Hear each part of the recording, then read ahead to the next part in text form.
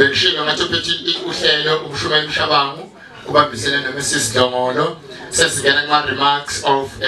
the program director emva kwawo singena kwi-introduction yama-dignitaries okungama academics. Ukuremarka nje kufishane ukuthi siyabonga Nkosi la kwaDlamini namhlanje Swati ukuthi kuzophasa iphupho likaShembe wesithathu Nkosi inyanga yezulu uma ithi baNazaretha libotshela abantu ukuthi babofunda beesikoleni uzisikhathi obukhona umhlaba ungezumamukela umuntu bengafikanga kwa grade 12 yayisho ngaleso sikhathi kwakuseyise waye wayiphethe esifundweni uBombela wayenesibindi uShembe ephethe eyedwa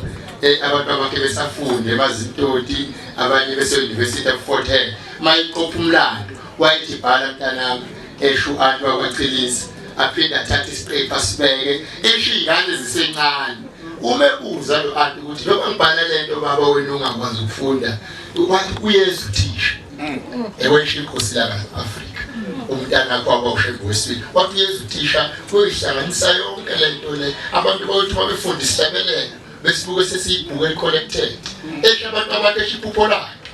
nangempela Nkosi la ngiyabo principal kwi-qualification yayo kwi-profession yayo principal Nkosi yamakhosi inyanga yezulu yayikade lecturer e-University of Fort Hare yathi maNazaretha afundani hambelani ikole qualify namhlanje ke sila uapprove lelo phupho likaNkulunkulu wethu athi kuyoba nabantwana abayoyibona into ngakaqhamuka ukuthi bayoyinqoba kanjani leyigqoko ngeyigqoke ngama-academics awuzona iy'gqoko zelanga kodwa ezomsebenzi begqolozela ideski bephethe amapeni bephethe amaphepha belwela ukunqoba umhlaba ayisawashaya ama-remarks khona sashona siyabonga bafowethu sibonga kakhulu ngizocela ukuthi iy'khulumi zami ngize zizoba ready kuzongena i-introduction yama-dignitaries bese singena kuma-speeches ispeaker sokuqala sopresent ispeech uzoba umngani kasingaye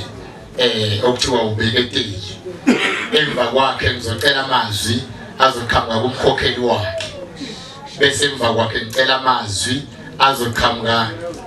kumshumayeli wakhe umntwana usingaye wala kwaDlamini konje ubani igama lakho graduatin lana ekhaya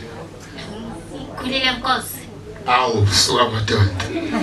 fundise kahle indodakazi yakho ukuhlonipha ihlona nyoko sibuye esidawini kuyobongisa lengane ukuthi iphathe kahle uyise ujabulazwa wakhipha inkomo iyo ledingiwe namhlanje safika thina sizodidamisa bonke saka ama-20 sixoxe ingane nje yathi baba ngizokwenzela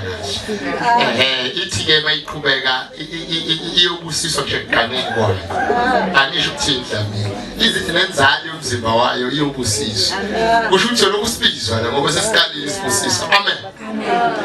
emva kwamkhokheli kuzoba umshumayeli wayo emva kwamshumayeli sizobe sesicela ozobongisa nje ubaba uDlamini njengobaba wekhaya ngaba umakhelwana ngaba u-church member ngaba u-committee member ozokhuluma egameni likababa uDlamini emhalalisele kufisela futhi ezinye nokuthi ngabantu abakhe bese-ke emva kwalapho sicela ezosi-introducela i-guest speaker amen phakathi kwethu bantwana beNkosi ithende lethu li-rich nizozwa mase